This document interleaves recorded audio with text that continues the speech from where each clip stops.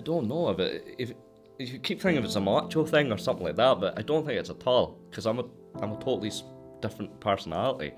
I'm kind of more outgoing kind of guy. So in that fact, because I grew up with like 4 sisters, and they're all very chatty and stuff like that.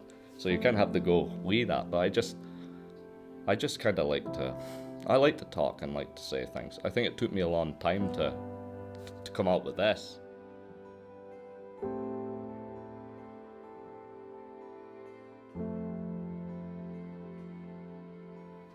I was frightened. When your head's going at 100 miles, my head felt like it was going like 300 miles an hour.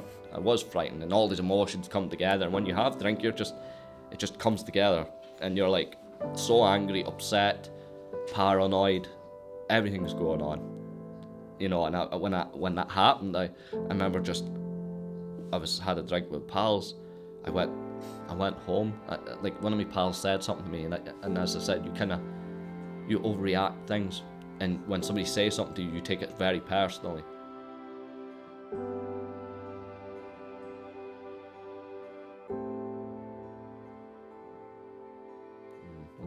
What's wrong with him?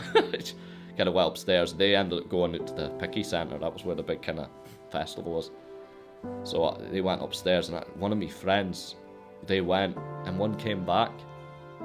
And the next day when I was kind of coming out, being drunk, really came on. I really appreciated him coming back and speaking. We spoke for nearly, as I said, sitting here for nearly about 2 to 3 hours. He spoke about his little problems as well. He gets a little spiel off it as well. Do you know what I mean? So it was like, I told him what I was feeling, and then he was giving me what he felt as well.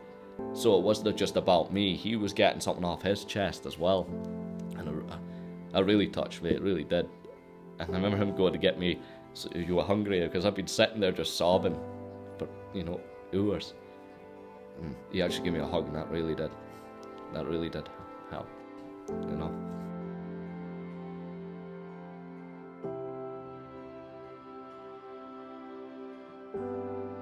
We'd spoken and all that, but he became a really good friend.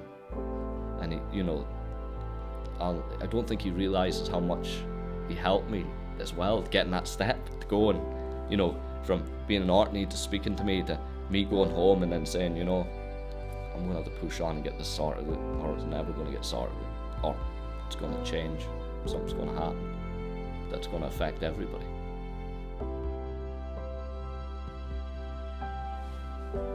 When your head is in turmoil, you just need that little bit of help. And there's no shame, and I thought there was shame in it. I felt really I felt like I was letting myself down. I'm meant to be the man of the family, you know what I mean? I'm meant to be I'm the carrier. I've got a wife, I've got a kid, and I'm like this. I felt like I was letting everybody down.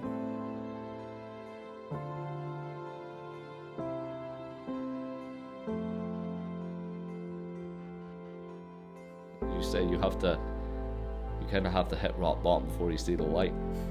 I'm getting there. It's taking time, but I will get there. But I just hope it's if they can come to me. That's the worst thing.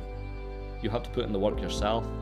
You can't just take a pill and do this and do that. You have to put in the work. Because as I said, people have said to me, on a personal note, come up to me and go, what do you do with this? I said, well, I change my diet. And they did. Well, not change your diet. It's a really bad word to me. You just eat healthily. Just do little things, change, like a little thing, changing a little thing can make a massive thing, and that can make so much odds to yourself.